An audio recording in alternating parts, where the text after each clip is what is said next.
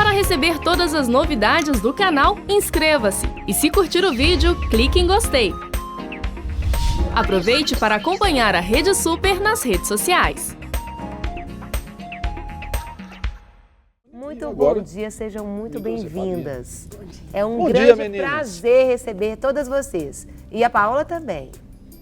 Ih, você gostou? A Paola é a nossa Gracinha. convidada especial. Doutora, fala pra gente, a partir de de quando pode detectar a microcefalia? E aí já explica aí o que é a microcefalia. Bom, a microcefalia, ela é classificada de acordo com o tamanho do perímetro cefálico da cabeça da criança, né? Medida aqui da glabela até aqui a região occipital. Porém, já intraútero já pode ser diagnosticado, porque em cada fase a criança, mesmo o feto ainda, tem o perímetro cefálico do tamanho mediano, né? X. Como já abordado na outra entrevista, né? Cada pessoa, né? Deixa eu pegar aqui para vocês poderem ver. Quer né? que eu mostre? Quer que eu... Aí a senhora vai só explicar. Aqui é uma tabela, certo? Vamos lá. Depois que a criança cresce, depois que a criança nasce, essa tabela é utilizada pela Organização Mundial de Saúde. Então, por exemplo, hoje em dia, perímetro cefálico de 32 centímetros está sendo feito a investigação. E como já colocado, existe uma porcentagem de crianças com esse tamanho do perímetro cefálico que são realmente normais, tá? Ok. Porém, esse perímetro cefálico, ele é visto não só como uma medida isolada, mas de acordo com a idade gestacional da criança, isso dentro do útero também, né? E também de acordo com a idade aqui em meses de nascido. Então, por exemplo, se a criança estiver aqui abaixo desse gráfico aqui, essa linha vermelha aqui, vermelha de baixo, já é considerada, assim, digamos, de risco, tá? Para ter a microcefalia. O que faz o crânio crescer? É o crescimento do encéfalo, tá? Então, por vários motivos, esse encéfalo, o cérebro, pode não crescer, tá? E aí realmente diagnosticar a microcefalia. Certo. Agora, doutora, no bloco anterior nós já derrubamos esse mito, não é, que já se cria aí de quase que um sinônimo. Microcefalia é igual a Zika vírus lá, eles estão totalmente associados. Mas eu gostaria de saber da senhora quais são as prováveis causas ou quais são as causas dessa condição aí da microcefalia, até pela questão aí do Zika vírus. Bom, as causas podem ser várias. Então, nós temos as síndromes genéticas, né, que já cursam com um crescimento do encéfalo menor do que o esperado, tá? E associada a outras malformações. Além das síndromes genéticas, por exemplo, problemas vasculares, então faltou a vascularização por algum motivo, então esse cérebro não se formou, ou houve uma destruição de parte do cérebro, isso ainda intraútero. Outras várias infecções que a gestante pode adquirir, como toxoplasmose, citomegalovírus, rubéola, né? A própria AIDS, HIV, o uso materno de álcool, então a bebida, né, ingestão de álcool ou outras drogas, tá? Que mais? Então, nós temos aí uma ampla diagnóstico diferencial, além das próprias malformações em si, porque o cérebro, ele é composto por camadas, tá? Nós temos 6 camadas. Por algum motivo, durante a gravidez, pode parar de migrar estas células, então não formar todas essas camadas do cérebro e vir, então, já com algumas displasias, um cérebro mais liso, né? Então, eu trouxe aqui uma outra figura. Deixa eu mostrar. Depende da fase em que houve o acometimento da criança, tá? Do feto. Então, de acordo com a idade do embrião ou o período fetal, por exemplo, aqui de 9 semanas, 16 semanas, além aqui ó, cometendo aqui entre 20 e 36 semanas, vai atingir mais o sistema nervoso central. Porém, existem aqui os outros órgãos em que pode ser acometido, coração, membros superiores, olhos, né? Então, seja para o vírus da Zika, seja para outro As vírus outras causas. ou outro processo, como processos vasculares, aí a criança vai ter um acometimento do cérebro maior ou menor, ou também associado com outros órgãos. Aí eu pergunto para Gladys, né? Um testemunho vivo disso. Conta pra gente como que foi com você, quando que você descobriu, como que foi esse processo, porque a Paola hoje ela tá com 19 anos. 19 anos, é. A Paola foi o seguinte, ela teve uma falta de oxigenação no parto, uma hipóxia, ela... Por gentileza, só falar um pouquinho mais. Isso, ok. show. Eu estava em trabalho de parto, eu já estava com a dilatação razoável, então ela entrou em sofrimento, o médico resolveu fazer a cesárea. Com isso ela teve a hipóxia, que é uma falta de oxigenação, doutora, mas foi normalmente para o berçário. Em 48 horas ela desenvolveu uma infecção. No dia 9 ela nasceu, dia 11 ela desenvolveu essa infecção e foi para o CTI. Certo. Ela ficou no CTI por volta de 20, 21 dias, voltou para o hospital e saiu. Mas ela, inclusive, teve alta até da neurologia do hospital na época. Mas eu fiquei um pouco preocupada e falei com meu marido da época, falei com o pai dela, falei, olha, eu acho que ela passou por muita coisa, a gente deve procurar um bom neurologista. Procuramos um médico e ela fez, então, a ressonância magnética. Certo. E com esse resultado é que nós, então, ficamos sabendo que ela estava com a encefalomalácia multicística, que foi lesões difusas pela falta de Com oxigênio. quantos dias de vida? Isso com 2 dias de vida. 2 dias de vida. E aí nós já iniciamos um tratamento. Ela nasceu em outubro de 96. Quando foi dezembro, ela já estava no consultório da terapia ocupacional. Então, nós fizemos desde os 2 meses de idade, terapia ocupacional, fisioterapia. Ela era manipulada de todas as maneiras, ela teve a estimulação visual. Então, eu levei a vários profissionais. Então, era uma corrida para saber aonde ela poderia chegar, né? As lesões eram graves, os prognósticos não eram bons. Ela ficar assim, tipo um vegetal, né? Uma folhinha de alface, vira para um lado, vira para o outro e só. Mas com o tratamento, ela foi respondendo bem. Depois ela passou a fazer hipoterapia, ela andou a cavalo muitos anos. E vem até hoje, então são 19 anos de tratamento ininterruptos. Intensivos, né? Intensivos, é. Ela tem neurologista, tem médico ortopedista do quadril, aí tem pediatra, pneumologista, e aí eu vou levando, né? Hoje em dia é mais tranquila, de ano em ano, mas eu já tive que levá-la todo mês. E os tratamentos são diários, né, doutora Marli? São diários porque ela faz a fisioterapia, diariamente fono, porque nós conseguimos que ela comesse, não colocasse gastro e nem fizesse a traqueostomia. A fono dela é muito empenhada, muito dedicada, então nós lutamos muito para que ela conseguisse mastigar, conseguisse comer, né? Certo. Mas ela come bem e se alimenta bem. E ela entende bem. Ela entende bem as coisas, tem uma personalidade que é dela, entendeu?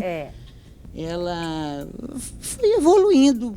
E porque uma mãe que tem uma criança especial... É a sua primeira filha, a única filha, ou tem mais? Não, minha primeira e única, porque eu vi que eu teria uma luta pela frente e optei por ficar só com ela. Porque eu vi que eu teria que lutar muito por ela, né?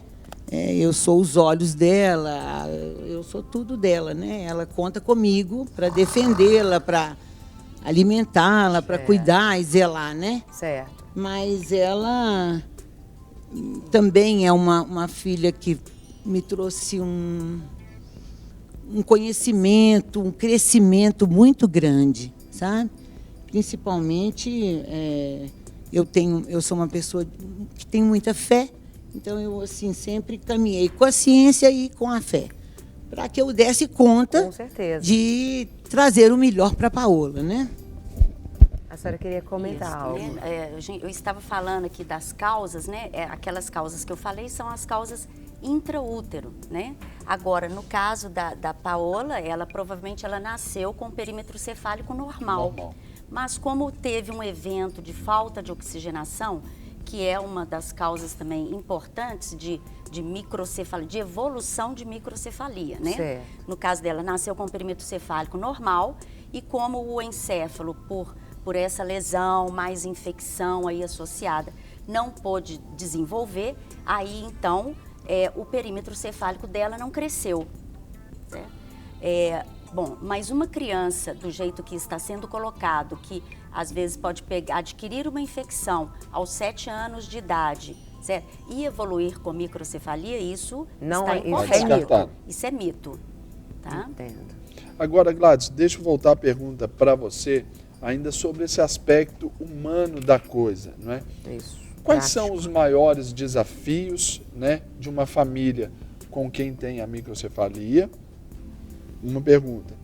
2, como advogada, como que a senhora vê, por exemplo, agora, essas medidas públicas aí, de ação, né, públicas aí, para a defesa das mamães, dos papais, das famílias Direitos, com né? as crianças portadoras da microcefalia? Olha, esse é um tema difícil, né, doutora? Polêmico, porque a Paola, nós tivemos toda uma condição de estrutura física e financeira para cuidar da Paola, porque demanda um gasto muito alto, né? Eu fiquei um tempo sem trabalhar, fiquei bem uns 2 ou 3 anos sem trabalhar, me dedicando aí aos tratamentos dela, levar, buscar, encaminhar, Sim. né? E depois, e os tratamentos todos particulares. Eu nunca fiz, ela nunca tratou No sistema pelo público, Sistema assim. Único de Saúde, né? Então, sempre fisioterapia particular, hipoterapia particular, fono, escola, né?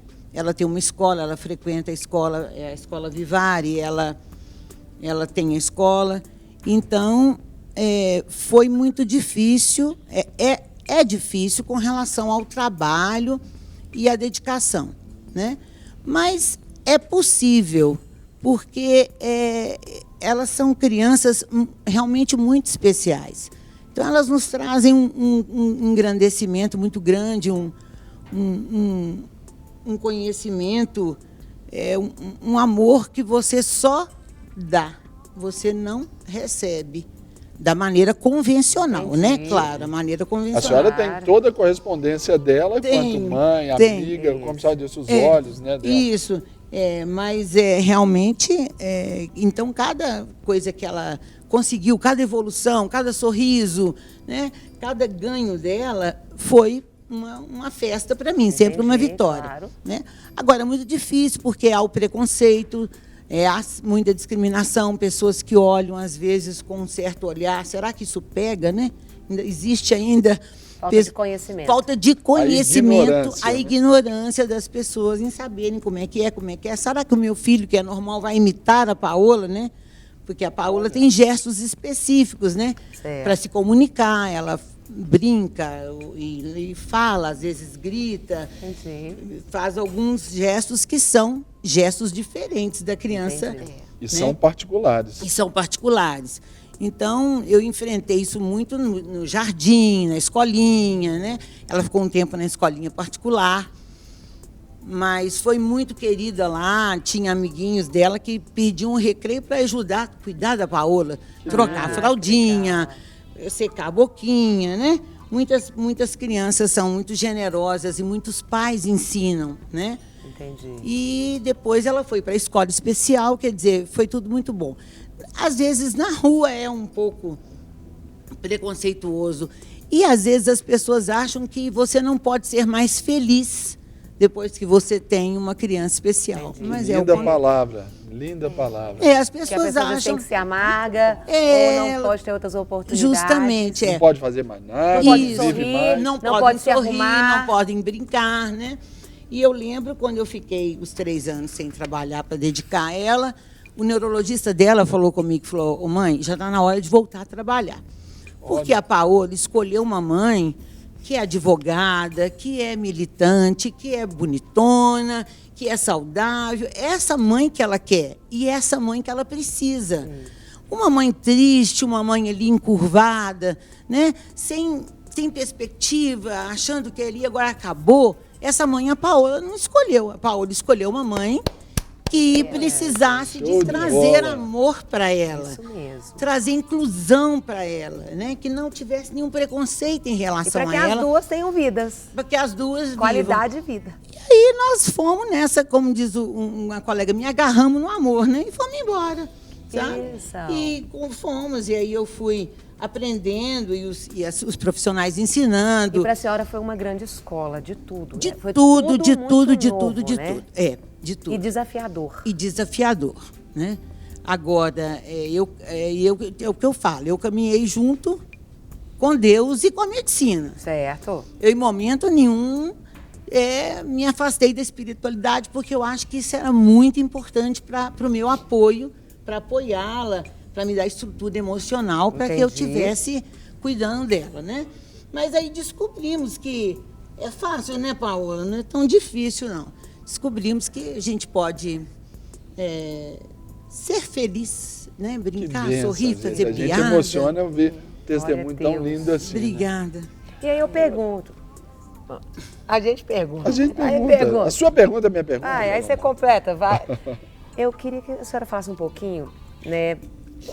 Quais as sequelas da microcefalia? Como a pessoa lidar com isso? Ela entender o que pode acontecer com uma pessoa que tem microcefalia. Então, E aí eu estendo essa pergunta nos seus níveis, nos seus estágios, porque tem estágios, né? Tem níveis, não é, doutor? exatamente, né? Então, tudo depende aí da intensidade da lesão, da Certo. gravidade da lesão, tá? Além disso, o cérebro, ele tem um recurso interessante em criança que a gente chama de plasticidade cerebral, né? Mesmo depois que a criança nasce ou que tem alguma lesão, ele ainda tem uma capacidade de desenvolver mais células, tá? E também, sendo estimulada e trabalhada, como no caso da Paola, outras áreas do cérebro, digamos assim, pegam a função daquela área lesada, tá? Então, existe essa possibilidade e isso daí, com o tratamento multidisciplinar, pode ajudar muito, né? Um incentivo, um estímulo da fonoaudióloga, da terapia ocupacional, da fisioterapia motora, né? Estimulação visual. Certo. Porém, E do afeto familiar, né? sim, isso é o básico, Afeto. né? Isso é o básico, né? E eu que trabalho nos dois tipos de serviço, o serviço privado e o serviço do SUS, a gente vê essa grande diferença, certo? Infelizmente, né? De famílias que tiveram a oportunidade de estar dando toda essa assistência, né? Mas o pessoal do SUS, né? Fica aí mais sem opções. E muitas vezes as mães, elas precisam, para procurar fono, quando conseguem a vaga, a fono é num bairro de Belo Horizonte, a fisioterapia é em outro Entendi. bairro. Às vezes elas tem não que têm se essa- locomover com ônibus, metrô. Certo. Então, assim, isso tudo torna mais difícil. Além de ter a vaga em si, né? Nem todo mundo tem essa Entendi. oportunidade Entendi. que ela tem, né? Entendi. Até mesmo o casal.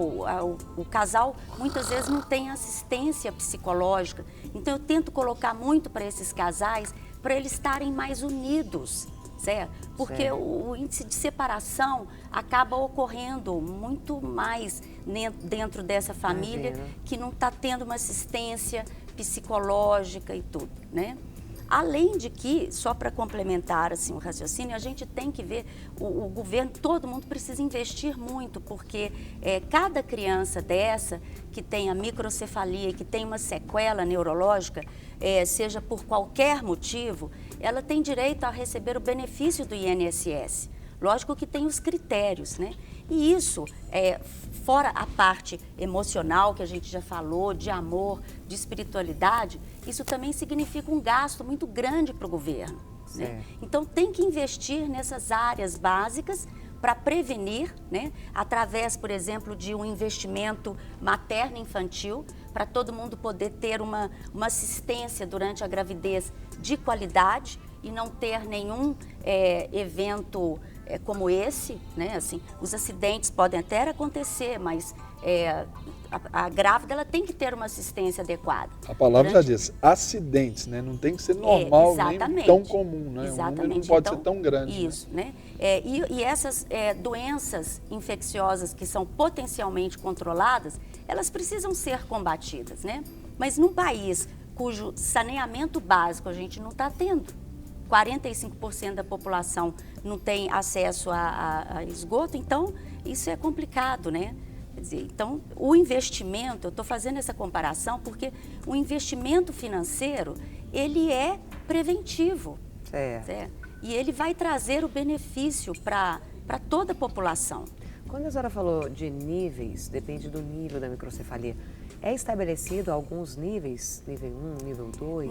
Não tem não tem escala, como fazer essa escala. Lógico que a gente sabe que, de acordo pelo exame, que a gente fala assim, de neuroimagem, ultrassom, tomografia, ressonância, a gente vê se tem ou não muitas lesões. Certo. Se são mais difusas ou determinada área do cérebro, se foi mais acometida determinada área do cérebro, por exemplo, aqui as regiões mais posteriores, elas são responsáveis, né, pela visão, tá? Então, tem essa questão anatômica mesmo no cérebro.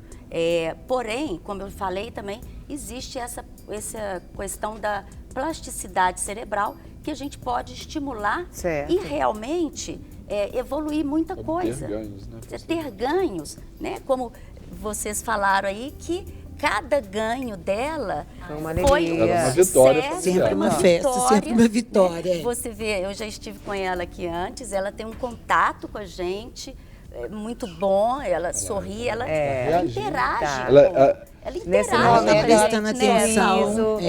Ela Quando interage fala o nome com a dela, gente. ela gosta de ser bonita. E aqui tem gente aqui falando, aqui, Ela ó. que é bonita, ela adora. Ô Gladys, aqui o Sérgio de Esperantina falou, Paola, você é muito linda. Lá de Esperantina. Obrigada, Sérgio. Viu? E é falando que a senhora é uma guerreira, que Deus vai abençoar. E vai Amém, vai mesmo. Cada aquisição dessas crianças é uma felicidade para a família, inclusive para os irmãos. Certo. Porque eu tenho todas as situações, quer dizer, os irmãos também, eles ajudam, eles cooperam, então tem que interagir a família inteira, né? Agora, doutora, só para a gente deixar claro e aí, assim, contribuir para derrubar mitos e trazer esclarecimento ao nosso telespectador, a questão dessa medida aí do perímetro cefálico aí da criança para entrar nesse estágio. Qual é essa medida? O que é hoje, por exemplo, uma mamãe que está grávida, vai dar à luz aí agora, eu penso que uma das primeiras perguntas que ela vai fazer ali, quanto que mediu o perímetro cefálico ali da criança? Tem até a fase, né? Isso, exatamente. Bom, fala pra gente. Um recém-nascido que nasce no período normal, que a gente chama de a termo, né? Então, 37 a 40 semanas, ele tem o perímetro cefálico médio é de 34 centímetros, tá? É um pouquinho para menos e um pouquinho para mais, isso é considerado normal, né? Que são 2 desvios padrões. Como eu mostrei naquela primeira tabela ali, quando ele está abaixo ali, naquela curva inferior, essa curva inferior vermelha, quando ele está nessa curva ou um pouco abaixo, já é um sinal de alerta. Só que nunca medido o perímetro cefálico sozinho, porque a gente tem também as tabelas de peso e de estatura, como essa daqui.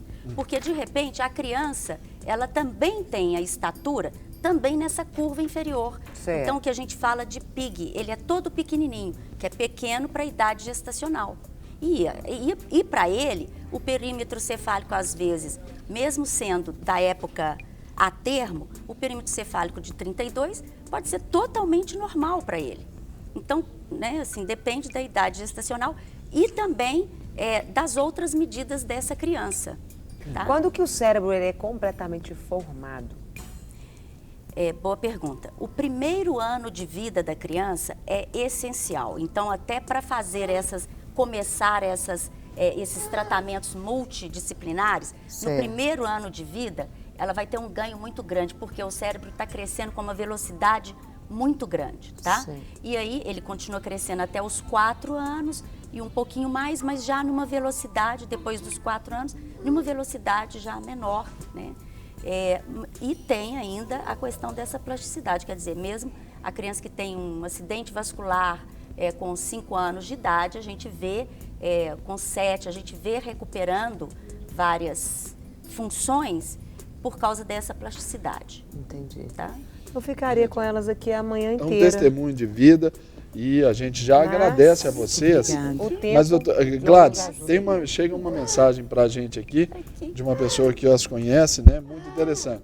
Diz assim: queridos, vocês não podem imaginar o que é essa mãe, Gladys, minha amiga e irmã, que leva consigo a centelha divina e vivencia o amor puro, nos proporcionando uma enorme oportunidade de crescimento em todos os sentidos. Meu abraço a todos, em especial a ela, Gladys, a Paola, a doutora, o meu carinho, Fabiola Pelucci. Minha querida amiga Fabiola, ela trabalha comigo, nós trabalhamos juntas e ela me acompanha há muitos anos. É uma mãe também maravilhosa e uma amiga sempre presente, sempre maravilhosa. E ela tem 2 filhos lindos que são apaixonados, inclusive a menininha dela, a Vitória, de 7 anos, tem uma Paola, uma boneca Paola. Olha que lindo. A boneca é Paola, é a mais velha, a mais...